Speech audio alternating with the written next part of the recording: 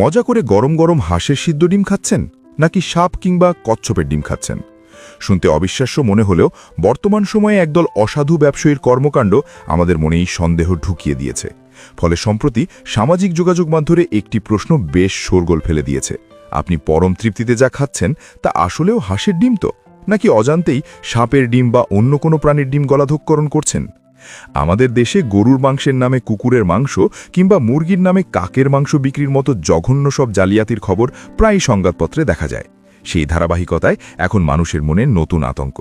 হাঁসের ডিমের বদলে সাপের বা গুই সাপের ডিম বিক্রি হচ্ছে না তো? এই সন্দেহ একেবারে উড়িয়ে দেওয়ার মতো নয়, কারণ কিছু প্রজাতির সাপের ডিম, বিশেষ করে গুই সাপের ডিম, দেখতে অনেকটা হাঁসের ডিমের মতোই মনে হতে পারে। হাঁসের ডিম সাধারণত আকারে বেশ বড় এবং কিছুটা গোলাকার হয়।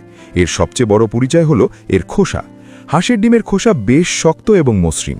রঙের ক্ষেত্রে এটি ধবধবে সাদা কিংবা সামান্য নীলাভ সবুজ হতে পারে। সেদ্ধ করার পর এর ভেতরের কুসুমটি বড় এবং গাঢ় কমলা হলুদ রঙের হয়। সবচেয়ে বড় কথা, সেদ্ধ করলে এর সাদা অংশটি সুন্দরভাবে জমাট বেঁধে যায় এবং খোসা খুব সহজেই ছাড়ানো যায়। সাপের ডিম কি আসলেই দেখতে এক? বিপদটা এখানেই। কিছু প্রজাতির সাপ, বিশেষ করে গুই সাপের ডিম, দেখতে অনেকটা হাঁসের ডিমের মতো মনে হতে পারে। তবে একটু খেয়াল করলেই পার্থক্য বোঝা সম্ভব। যেমন সাপের ডিম হাঁসের ডিমের মতো পুরোপুরি সুডৌল নয়, বরং কিছুটা লম্বাটে বা বেলনাকার। খোসা হলো ডিম চেনার শ্রেষ্ঠ উপায়। হাঁসের ডিম শক্ত হলেও সাপের ডিম হয় নরম এবং চামড়ার মতো।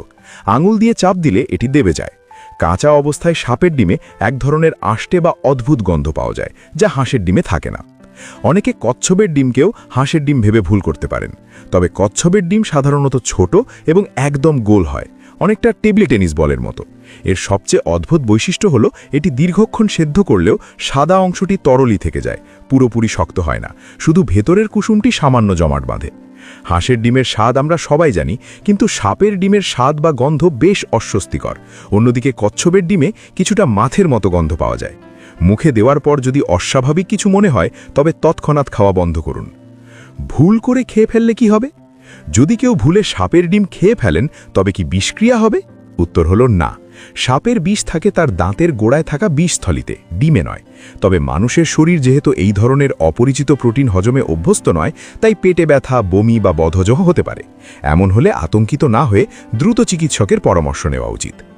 খাদ্যে ভেজাল আর জালিয়াতির এই যুগে চোখ কান খোলা রাখা ছাড়া আর কোনো বিকল্প নেই। আপনার সামান্য সচেতনতাই পারে আপনাকে ও আপনার পরিবারকে বড় ধরনের বিপদ থেকে রক্ষা করতে।